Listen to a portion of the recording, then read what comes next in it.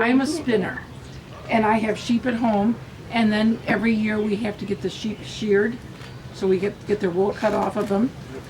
Sheep have 3 to 12 pounds of wool on their back, and they need a haircut. And I have hand shears way over there. Is how they used to get their wool cut off of them with these hand shears. Yes, like this, Audrey. Would you like to get your hair cut with one of those? That's what we ask the kids on Education Day.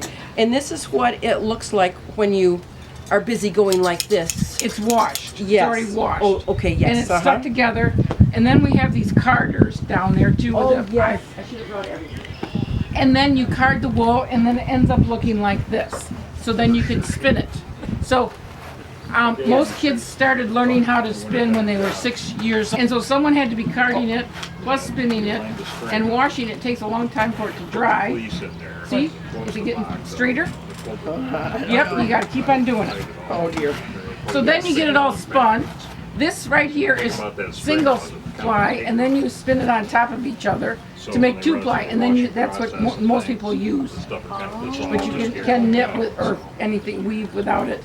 And if you would look at the wool under a microscope, it has little hooks on it. And so it just hooks together and stays together. If it comes apart, you just put it right back together, and then it will just stick. Get your yarn all made, then you wash it and you put on a yarn winder to hold its shape.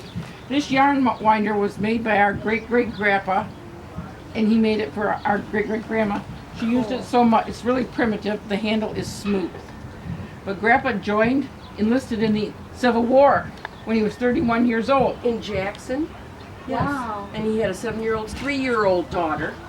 And he was part of the Michigan Engineers and Mechanics. And he wrote letters home.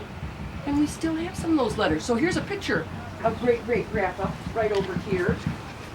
And then this is Grandpa. His name was Lawrence Hobart, and his nickname was Hub. And this is Annie, Hub and Annie. This is a quilt square that she had made. The whole quilt didn't survive, but a few pieces of the quilt square. And so Grandpa was part of Sherman's March to the Sea, and the Michigan Engineers and Mechanics, they were bridge builders and railroad builders, but they also tore apart bridges and railroads. Some of the letters home survived. Yes, we have 2 of them, and here's just a copy of them, but I enlarged them and put them in Blackadder to look old. And he talks about how they marched until midnight or 1 o'clock in the morning, and then they had to cook their rations for the next day or they'd go without, and you had to get up at 4 o'clock in the morning. I cannot imagine how they did that. And so he tells about General Sherman had 80,000 men, and he divided them straight across into different units. So, and back then Michigan was wilderness at the time, and most of it was trees and everything. And so he tells about how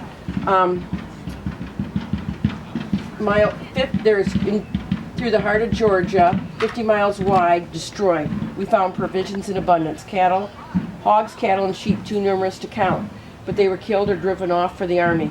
There was more corn in the strip of land we came through than there is in the whole state of Michigan, which we find ironic because right now there's so many cornfields, but the land had to be cleared to make those cornfields.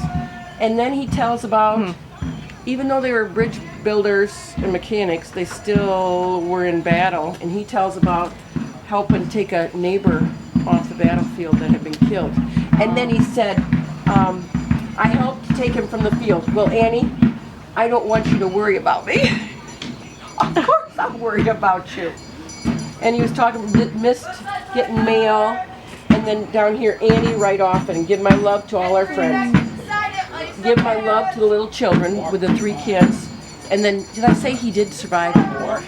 And he had 2 children afterwards, and that's where our great-grandma was born after the war.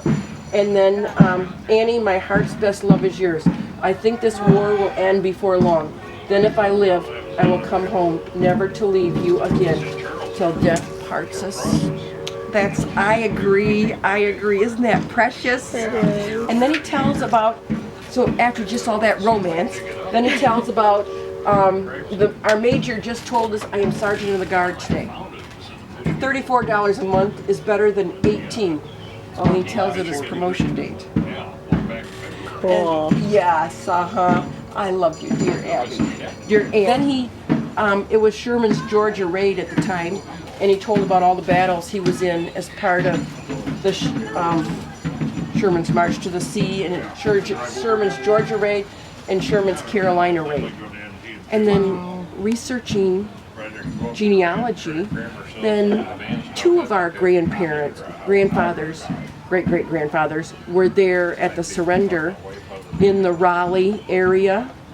And so were two of Glenn's great-great-grandfathers, but they never knew the encampment around. Yeah. Very interesting, yes. Mm-hmm.